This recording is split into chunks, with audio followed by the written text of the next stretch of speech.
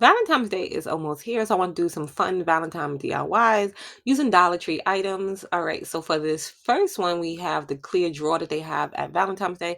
This you can do so many things with, but we're going to be making like a perfume bottle decor piece for Valentine's Day. I'm taking a piece of paper that kind of, has those Valentine colors in it. I cut it a little bit bigger than the inside, and then I kind of scored it with my fingernail to make sure it fit nice and snug, cut away the excess and just use a little bit of hot glue to put that in. Then I have these cute love signs from the Dollar Tree also. And then I'm just alternating the colors and I'm going to put three of those in there. You can put something else in there too. But I think that's a cute little pop of extra to put in there. And then I have a little Jenga block from the Dollar Tree as well. And I'm going to take that and it's going to give it kind of that perfume bottle shape up top. So I'm just gluing one of those on there right on top of the handle. And then this table scatter that is also from the Dollar Tree, and I'm just taking and gluing that all around the Jenga block to give it a jeweled look. And then I'm going to add some extra table